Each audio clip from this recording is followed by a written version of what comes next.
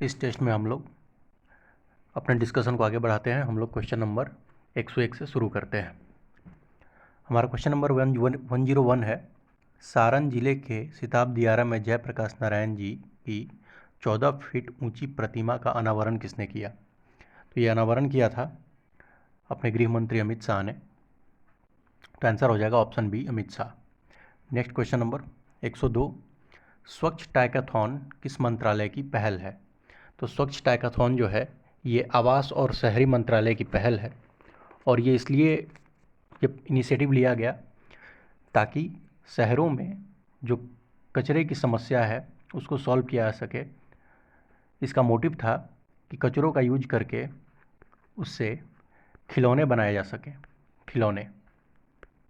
इसलिए इसके नाम में जो टॉय है वो कचरों से खिलौने को इंगित करता है, इसलिए आंसर हो जाएगा ऑप्शन ए, आवास और शहरी मंत्रालय। आगे चलते हैं। हमारा नेक्स्ट क्वेश्चन है क्वेश्चन नंबर 103, संघाई सहयोग संगठन की पहली सांस्कृतिक और पर्यटन राजधानी किसे घोषित किया गया? तो ये घोषित किया गया है वाराणसी को, ऑप्शन सी। क्वेश्चन नंबर 104, निम्नलिखित में से किस भारतीय शहर को यूनेस्को के global network of learning cities में शामिल किया गया है? तो ये तीनों ऑप्शन सही हैं। त्रिशूर भी है, नीलांबूर भी है और वारंगल भी है, इसलिए आंसर हो जाएगा option D. Question number 105, Kushiyara नदी जल बंटवारा किन दो देशों के बीच है? तो कुशियारा नदी जल बंटवारा भारत और बांग्लादेश के बीच की बात है। क्वेश्चन नंबर 106, बिहार सरकार ने शून्य कार्बन उत्सर्जन का लक्ष्य कब तक प्राप्त करना तय किया है? तो बिहार सरकार ने ये लक्ष्य 2040 तक प्राप्त करना तय किया है। क्वेश्चन नंबर 107, दुनिया का पहला रामायण विश्वविद्यालय कहाँ बनेगा? इसका आंसर है वैशाली। क्वेश्चन नंबर 108, बिहार राज्य विश्वविद्यालय सेवा आयोग संशोधन विधेयक 2022 के तहत आयोग के अध्यक्ष के लिए अधिकतम उम्र सीमा कितनी की गई है? तो ये जो उम्र सीमा है इसको 75 वर्ष कर दिया गया है, तो आंसर है option B. Question number 109, NITI Aayog का राष्ट्रीय बहुआयामी गरीबी सूचकांक 2021 के अनुसार बिहार के कितने प्रतिशत लोग गरीब हैं? तो ये 51.91 है, और सबसे कम गरीब लोग केरल में हैं और सबसे ज़्यादा गरीब बिहार में है। आगे चलते हैं। क्वेश्चन नंबर 110, 7 बार लोकसभा सदस्य एवं 3 बार राज्यसभा सदस्य शरद यादव, जिनका हाल ही में निधन हुआ, निम्नलिखित में से किस विभाग के मंत्री नहीं रहे हैं? तो इसका आंसर है ऑप्शन ई, ये तीनों विभागों के मंत्री रह चुके हैं, श्रम मंत्री, नागरिक उड्डयन मंत्री और उपभोक्ता मामले के मंत्री। क्वेश्चन नंबर 111 से हमारा साइंस सेगमेंट शुरू होता है। जब कोई व्यक्ति चंद्रमा पर उतरता है तो जब कोई व्यक्ति चंद्रमा पर उतरता है तो उसका वेट घट जाता है तथा मात्रा अपरिवर्तित रहती है, क्योंकि वेट जो होता है वो होता है मास और एक्सीलरेशन ड्यू टू ग्रेविटी का प्रोडक्ट, और आपको पता है एक्सीलरेशन ड्यू टू ग्रेविटी जो है वो चंद्रमा पर अर्थ का 1/6 हो जाती है, इसलिए वेट जो है वो भी 1/6 हो जाएगा, जबकि मास जो है वो कांस्टेंट रहता है। क्वेश्चन नंबर 112, भारहीनता होती है, भारहीनता जो है वो गुरुत्वाकर्षण की शून्य स्थिति को कहा जाता है। क्वेश्चन नंबर 113, जब ईंधन के ऊष्मीय मान का मात्रक है, ईंधन का जो ऊष्मीय मान है कैलोरीफिक वैल्यू, उसको किलो जूल पर ग्राम में मेजर किया जाता है, इसलिए आंसर है option number C. Question number 114, जल में अंशतः डूबी छड़ी जल की सतह पर झुकी हुई प्रतीत होती है, यह किस फेनोमेना के कारण होता है? कि जो फेनोमेना है ये रिफ्रैक्शन है, अपवर्तन के कारण। आपको पता है लाइट जब रेयर मीडियम से यानी विरल माध्यम से डेंसर मीडियम यानी सघन माध्यम की तरफ आती है तो लाइट जो है वो नॉर्मल की तरफ झुक जाती है, और ये फिनोमेना उल्टा हो जाता है, यानी जब डेंसर से रेयर की तरफ जाएगी तो लाइट जो है वो नॉर्मल यानी अभिलंब से दूर की तरफ चली जाती है। इसी फिनोमेना के चलते जल में जो डूबी हुई छड़ी है वो झुकी हुई प्रतीत होती है, जो सिक्का है वो थोड़ा ऊपर उठा हुआ प्रतीत होता है, एक्सेट्रा। अगले क्वेश्चन की तरफ चलते हैं। क्वेश्चन नंबर 115, निम्नलिखित में से किस ईंधन का ऊष्मीय मान अधिक है? तो इसमें जो ऊष्मीय मान यानी कैलोरीफिक वैल्यू सबसे ज़्यादा है वो हाइड्रोजन की है। पेट्रोल की जो कैलोरीफिक वैल्यू होती है वो होती है 50 किलो जूल पर ग्राम। मीथेन की जो है वो है 55 किलो जूल पर ग्राम। और हाइड्रोजन की जो है वो है 150 किलो जूल पर ग्राम। क्वेश्चन नंबर 116, एक जिप्टोमीटर कितने मीटर के बराबर होता है? तो इसका जो आंसर है वो है 10⁻⁻21, ऑप्शन ए। मीटर के रेस्पेक्ट में एक सीरीज है पूरी की पूरी जो ये बताती है कि दिए हुए यूनिट का मीटर में कन्वर्जन कितना होगा। तो उसमें हम सभी को माइनस वाले सेगमेंट में नैनो तक पता रहता है कि नैनो जो होता है वो 10⁻⁻9 मीटर होता है। इसके आगे पीको आता है, पीको के बाद फेमटो आता है, फेमटो के बाद एटो आता है, एटो के बाद जेप्टो आता है और जेप्टो के बाद योक्टा आता है। और इनकी जो वैल्यू होती है उसमें कुछ नहीं करना होता है, बस -3 ऐड करते चलना है। जैसे नैनो पर हमने देखा कि 10⁻⁻9 होता है, तो पीको पर 10⁻⁻12 मीटर हो जाएगा, यानी 1 पिकोमीटर बराबर 10⁻⁻12 मीटर। सिमिलरली फेमटो पे 10⁻⁻15, एटो 10⁻⁻18, जेप्टो 10⁻⁻21, सिमिलरली लास्ट में योक्टा 10⁻⁻24। निगेटिव सीरीज के बाद पॉजिटिव सीरीज में भी ये सीरीज आगे बढ़ती है, जिसमें हम लोगों को गीगा तक पता रहता है कि गीगा जो होता है वो होता है 10⁻⁻9 मीटर। गीगा के बाद टेरा होता है, टेरा के बाद पेटा होता है, पेटा के बाद एक्सा होता है, एक्सा के बाद जेटा होता है और जेटा के बाद योटा होता है। इसमें भी हमें पॉजिटिव में तीन तीन पावर ऐड करते हुए चलनी है। जैसे टेरा बराबर हो जाएगा 10⁻⁻12 मीटर, पेटा बराबर हो जाएगा 10⁻15 मीटर, एक्सा 10⁻18 मीटर, जेटा 10⁻21 मीटर और योटा 10⁻24 मीटर। इस तरीके से ये पूरी सीरीज कंप्लीट होती है। अब हम अपने अगले क्वेश्चन की तरफ चलते हैं। क्वेश्चन नंबर 117, चंद्रमा पर वायुमंडल के अभाव में ध्वनि का प्रेषण संभव नहीं है। इस परिस्थिति में बेहतर संचार हेतु किसका प्रयोग किया जाता है? तो संचार हेतु रेडियो तरंगों का प्रयोग होता है, इसलिए आंसर हो जाएगा ऑप्शन सी। क्वेश्चन नंबर 118, इसमें आपको सही कथन चुनना है। स्टेटमेंट 1 जो है, ध्वनि की चाल माध्यम की प्रकृति पर निर्भर होती है, ये बिल्कुल सही है। स्टेटमेंट 2, द्रवों की तुलना में गैसों में ध्वनि की चाल तेज होती है।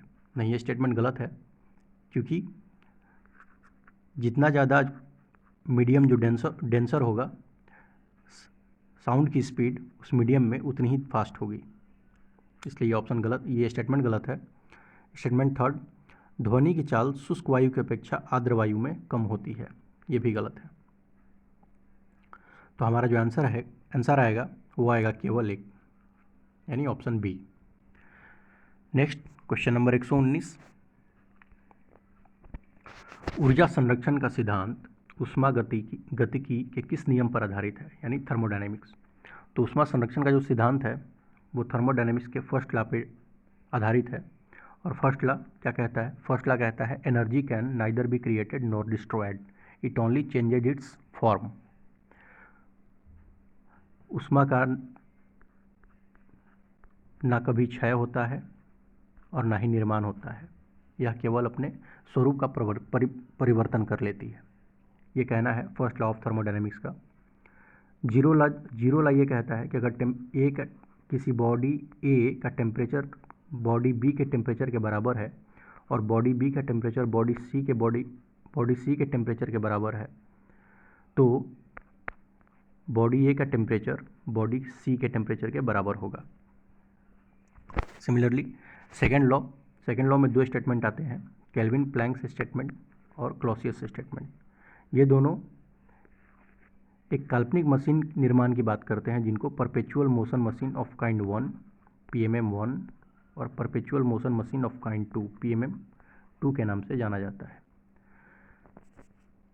बहरहाल क्वेश्चन नंबर 119 का जो आंसर है वो है फर्स्ट लॉ। हम आगे चलते हैं। क्वेश्चन नंबर 120, मनुष्य के शरीर का सामान्य तापक्रम होता है। तो मनुष्य के शरीर का जो सामान्य तापक्रम है वो फ़ारेनहाइट में 98.4 डिग्री फ़ारेनहाइट होता है और सेल्सियस में 36.9 डिग्री सेल्सियस के अराउंड होता है। तो इस क्वेश्चन में आंसर जो हो जाएगा वो हो जाएगा ऑप्शन डी, क्योंकि ए और बी दोनों सही हैं।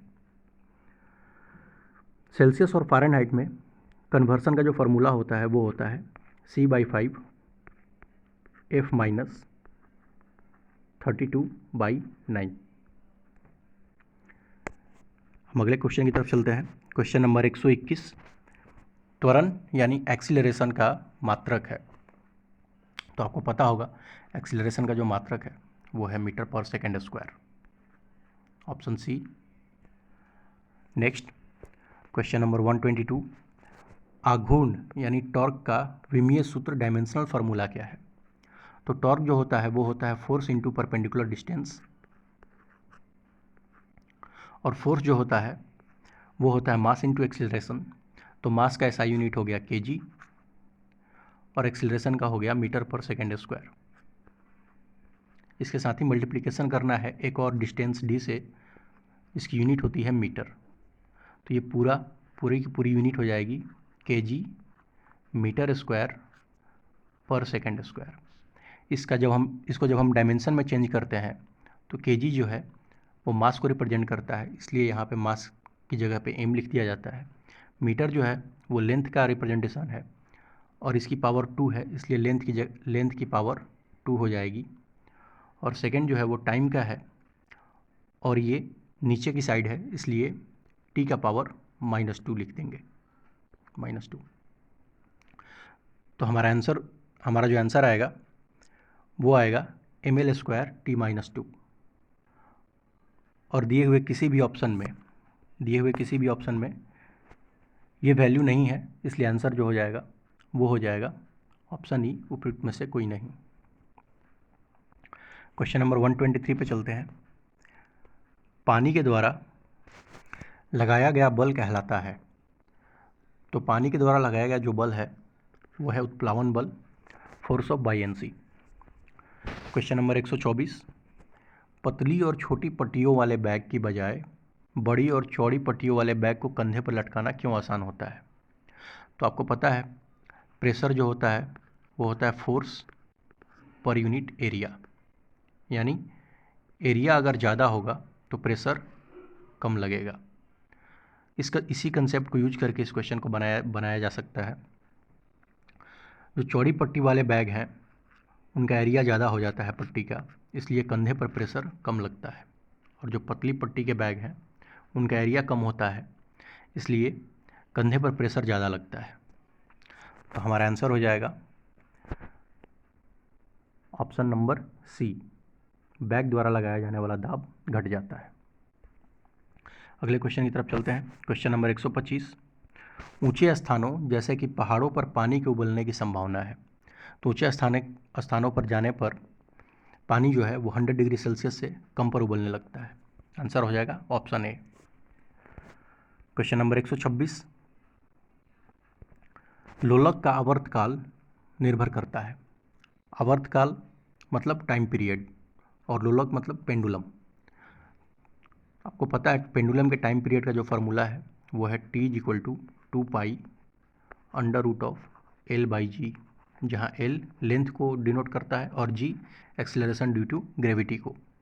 तो हम ये देख रहे हैं कि T जो है वो L और G दोनों पे डिपेंडेंट है। पाई तो एक कांस्टेंट है, तो हमारा जो आंसर है वो हो जाएगा गुरुत्वीय त्वरण पर, option number C. Question number 127 की तरफ चलते हैं। प्रकाश का विरल से सघन माध्यम में प्रवेश की स्थिति में यह, अभी हमने इसके बारे में ऊपर बात की है, तो यह अभिलंब की ओर झुक जाएगा। क्वेश्चन नंबर 128, विद्युत ऊर्जा की वाणिज्यिक इकाई है, तो विद्युत ऊर्जा की जो वाणिज्यिक इकाई है कमर्शियल, वो है kilowatt hour, option B. Question number 129, भौतिकी का कौन सा नियम कहता है कि जब दो विद्युत आवेशों के बीच दूरी दुगनी हो जाती है तो उनके बीच बल पहले से 1/4 तक कम हो जाता है। ये नियम कूलॉम का नियम है, जो ये कहता है कि फोर्स जो है वो डिस्टेंस के इन्वर्सली प्रोपोर्शनल होता है। F1 बराबर जो होता है वो होता है, ये कांस्टेंट है KE, जो दो चार्ज के मल्टीप्लिकेशन के डायरेक्टली प्रोपोर्शनल और उनके बीच के डिस्टेंस के इन्वर्सली प्रोपोर्शनल होता है। तो हमारा आंसर जो हो जाएगा वो हो जाएगा कूलॉम का नियम। क्वेश्चन नंबर 130 की तरफ चलते हैं।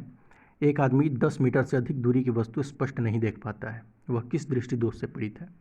तो यह है मायोपिया से पीड़ित, निकट दृष्टि दोष से। क्वेश्चन नंबर 131, रुद्धोष्म परिवर्तन यानी एडियाबेटिक चेंज में क्या होगा? तो एडियाबेटिक चेंज में जो ऊष्मा होती है, ऊष्मा अपरिवर्तित रहती है, ऊष्मा में कोई भी चेंज नहीं आता, इसलिए आंसर जो होगा वो होगा option number A. Next question, question number 132, सूर्य की ऊष्मा पृथ्वी पर किस प्रकार के संचार के माध्यम से आती है? तो हीट एंड मास ट्रांसफ़र में 3 मोड हैं हीट ट्रांसफ़र के। पहला है कंडक्शन यानी चालन, दूसरा है कन्वेक्शन यानी संवहन, और तीसरा है रेडिएशन। इनमें डिफरेंस ये है, कंडक्शन जो होता है वो दो सॉलिड के कनेक्टेड रहने पर होता है, यानी अगर ये वस्तु गर्म है और ये ठंडी है तो ये दोनों कुछ टाइम के बाद ये दोनों इक्वल टेम्परेचर पर आ जाएंगे। ये जो फिनोमेना है ये कंडक्शन के थ्रू होता है। दूसरा है संवहन, जैसे पानी अगर गर्म हो तो कुछ देर बाद ठंडा हो जाता है, तो क्योंकि वायु जो है एयर वो प्रोपेगेटिंग मीडियम का काम कर रही है, तो इसलिए हीट ट्रांसफ़र का वो मोड जिसमें मटेरियल मीडियम की ज़रूरत पड़ती है उसको कन्वेक्शन कहा जाता है। और थर्ड है विकिरण यानी रेडिएशन, जिसको किसी प्रकार के मटेरियल मीडियम की ज़रूरत नहीं है अपने प्रोपोगेशन के लिए। तो लाइट जो है उसको किसी भी मटेरियल मीडियम की ज़रूरत नहीं है, वो निर्वात से भी ट्रैवल कर सकती है। तो हमारा जो आंसर है वो है ऑप्शन नंबर बी, रेडिएशन यानी विकिरण। क्वेश्चन नंबर 133, स्टीफन का विकिरण नियम क्या है? तो स्टीफन का जो विकिरण नियम है, स्टीफन जो है वो ब्लैक बॉडी रेडिएशन के बारे में बात करते हैं, यानी कि ब्लैक बॉडी जो है वो कितनी पावर रेडिएट करेगी इन टर्म्स ऑफ टेम्परेचर, यही स्टीफन का के रिसर्च का वो था, सब्जेक्ट था। तो इसमें इन्होंने रिलेशन दिया था एनर्जी रेडिएशन और टेम्परेचर में। वो रिलेशन है कि एनर्जी जो रेडिएट होगी वो टेम्परेचर के 4th पावर के बराबर होगी। तो हमारा आंसर है option C, E is directly proportional to T⁴। Question number 134 पे चलते हैं। पदार्थ के संवेग और वेग के अनुपात से कौन सी राशि प्राप्त होगी? संवेग जो होता है वो मोमेंटम को बोलते हैं, मोमेंटम, और मोमेंटम जो है वो होता है मास इंटू वेलोसिटी। और यहाँ पे आपसे कहा जा रहा है कि mass into velocity divided by velocity क्या होगा? तो वेलोसिटी कैंसिल आउट हो जाएगा, बचेगा मास। तो आंसर हो जाएगा ऑप्शन बी, द्रव्यमान यानी मास। अगले क्वेश्चन की तरफ चलते हैं। क्वेश्चन नंबर 135, एक वस्तु की गति दुगनी हो जाती है तो उसकी गतिज ऊर्जा। आपको पता है गतिज ऊर्जा यानी काइनेटिक एनर्जी जो होता है उसका फॉर्मूला होता है 1/2 मास इंटू वेलोसिटी का स्क्वायर। इस फॉर्मूले में जब हम वेलोसिटी को डबल करेंगे तो जो आंसर आएगा वो काइनेटिक एनर्जी के 4 टाइम्स होगा, इसलिए आंसर जो होगा वो होगा ऑप्शन बी, चौगुनी हो जाती है। अगले क्वेश्चन की तरफ चलते हैं। क्वेश्चन नंबर 136, हाइड्रोलिक ब्रेक किस नियम पर कार्य करता है। देखिए, हाइड्रोलिक ब्रेक का जो प्रिंसिपल है वो इस बात पे बेस्ड है कि लिक्विड को कभी भी कंप्रेस नहीं किया जा सकता है, लिक्विड को कभी भी कंप्रेस नहीं कर सकते। तो लिक्विड की इसी क्वालिटी को साइंटिस्ट ने सोचा कि इसको यूज किया जाए, उससे इसी पे बेस्ड पास्कल ने अपना नियम दिया था। तो पास्कल का नियम ये कहता है कि किसी दिए हुए लिक्विड के लिए, यानी रो डेंसिटी, रो यहाँ डेंसिटी को डिनोट करता है और जी जो है एक्सीलरेशन ड्यू टू ग्रेविटी है। तो पास्कल का नियम ये कहता है किसी दिए हुए लिक्विड के लिए, यानी डेंसिटी को कांस्टेंट कर दिया, किसी दिए हुए लिक्विड के लिए जो चेंज इन प्रेशर है वो डायरेक्टली प्रोपोर्शनल होता है चेंज इन हाइट के। आसान शब्दों में समझें तो मान के चलिए कि कोई एक कंटेनर है जिसके एक साइड एक छोटा पिस्टन लगा हुआ है और दूसरे साइड एक बड़ा पिस्टन लगा हुआ है। अगर छोटे पिस्टन पर हम एक वेट रखते हैं 2 kg का, जो इस पिस्टन को धक्का देकर 4 मीटर नीचे कर देता है, तो जो दूसरे साइड का पिस्टन होगा वो अपने ऊपर 4 kg रखे हुए वेट को 2 मीटर तक ऊपर की तरफ धकेल देगा। ये लिक्विड, यही प्रॉपर्टी, इसी प्रॉपर्टी का यूज करके जितने भी हाइड्रोलिक सिस्टम है वो वर्क करते हैं। और ये बेस्ड किस पे है, ये बेस्ड है पास्कल के नियम पे। तो हमारा आंसर जो हो जाएगा वो हो जाएगा ऑप्शन ए, पास्कल का नियम। अगले क्वेश्चन की तरफ चलते हैं। क्वेश्चन नंबर 137, जब लघु पथ की दशा यानी शॉर्ट सर्किट की दशा घटती है तो परिपथ में करंट जो होता है वो बढ़ जाता है, यानी पर्याप्त रूप से बढ़ता है, ऑप्शन सी। क्वेश्चन नंबर 138, निम्नलिखित में से कौन एक अचुंबकीय पदार्थ है, यानी मैग्नेटिक नहीं है। तो इन दिए हुए ऑप्शंस में से सारे के सारे क्या है, ये मैग्नेटिक हैं, इसलिए जो आंसर है वो हो जाएगा ऑप्शन ई, उपयुक्त में से कोई नहीं। वैसे जो ये जितने भी चुंबक से रिलेटेड क्लासिफिकेशन है वो 3 है। पहला है प्रतिचुंबकीय यानी डायामैग्नेटिक, और इनका जो मैग्नेटिज्म है वो लेस देन 1 होता है। सेकंड जो है वो है अनुचुंबकीय यानी पैरामैग्नेटिक, और इनका जो मैग्नेटिज्म है वो इक्वल टू 1 होता है। और जो सबसे स्ट्रॉन्ग है वो है लौह चुंबकीय यानी फेरोमैग्नेटिक का जो मैग्नेटिज्म है वो ग्रेटर देन 1 होता है। और इसका एग्जांपल फेरोमैग्नेटिज्म के लोहा, निकेल और कोबाल्ट। तो जो आपके ऑप्शंस दिख रहे हैं ये फेरोमैग्नेटिक हैं, न कि एमैग्नेटिक यानी अचुंबकीय है। इसलिए अपना आंसर जो है वो है ऑप्शन ई, उपयुक्त में से कोई नहीं। नेक्स्ट क्वेश्चन की तरफ चलते हैं। चुंबकीय फ्लक्स का मात्रक है। तो चुंबकीय फ्लक्स जो है उसको वेबर में मेजर करते हैं, और चुंबकीय फ्लक्स कहते किसको हैं, तो ये किसी तल से होकर गुजरने वाली चुंबकीय क्षेत्र का संपूर्ण परिमाप की माप है। मतलब अगर कोई एक एरिया है, इससे जितने भी मैग्नेटिक लाइंस गुजरेंगे इनको हम लोग चुंबकीय फ्लक्स कहते हैं। क्वेश्चन नंबर 140, किसी चुंबक की आकर्षण शक्ति सबसे अधिक कहाँ होती है। तो किसी चुंबक की जो आकर्षण शक्ति है वो सबसे ज़्यादा दोनों किनारों पर होती है। क्यों, देख लेते हैं। ये एक चुंबक है, इसका ये नॉर्थ पोल है, ये साउथ पोल है। आपको पता है जो मैग्नेटिक लाइंस हैं वो नॉर्थ टू साउथ ट्रेवल करती हैं।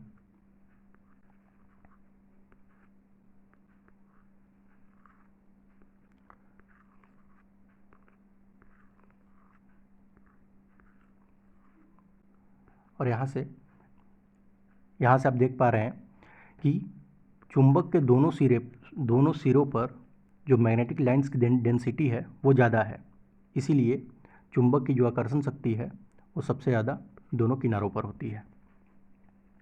क्वेश्चन नंबर 141 से हमारा बिहार शुरू हो रहा है। तो क्वेश्चन नंबर 141 है, राजनीति रत्नाकर पुस्तक के लेखक कौन है? तो राजनीति रत्नाकर पुस्तक के लेखक जो हैं वो हैं चंदेश्वर।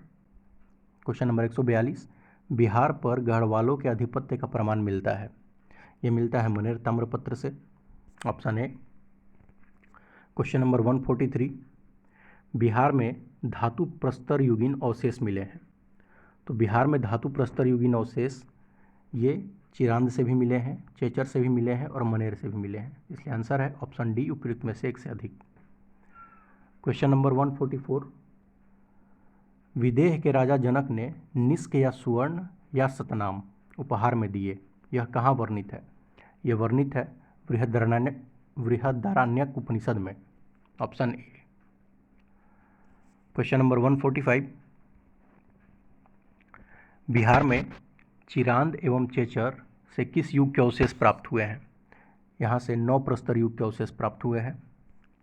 क्वेश्चन नंबर 146, 16 महाजनपदों में से कितने महाजनपद वर्तमान बिहार के क्षेत्र में थे? तो इसका आंसर है 3। कौन कौन से? अंग, मगध और वज्जी।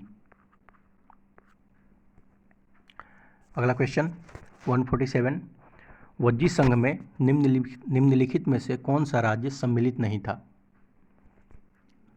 लिच्छवी, ज्ञात्रिक, विदेह, ये तीनों के तीनों वज्जी संघ के राज्य थे, इसलिए आंसर जो हो जाएगा वो होगा ऑप्शन ई, उपयुक्त में से कोई नहीं। क्वेश्चन नंबर 148, प्रथम जैन संगीति का आयोजन किसके शासनकाल में हुआ? ये चंद्रगुप्त मौर्य के शासनकाल में हुआ था, जो कि कालांतर में जैन धर्म को अपना लेते हैं। क्वेश्चन नंबर 149, प्रसिद्ध बौद्ध सारिपुत्र का जन्म हुआ था। तो प्रसिद्ध बौद्ध सारिपुत्र का जन्म नालंदा जिले में हुआ था, ऑप्शन सी। क्वेश्चन नंबर 150, प्रथम मगध साम्राज्य का उत्कर्ष किस शताब्दी में हुआ था? ये 6 BC महाजनपद काल, ऑप्शन सी। इस तरीके से हमने टेस्ट 1 के अपने 150 क्वेश्चन के एक्सप्लेनेशन देख लिए हैं। जल्दी ही हम टेस्ट 2 के एक्सप्लेनेशन वीडियो के साथ मिलेंगे। तब तक जुड़ने के लिए धन्यवाद। जय हिंद, जय भारत।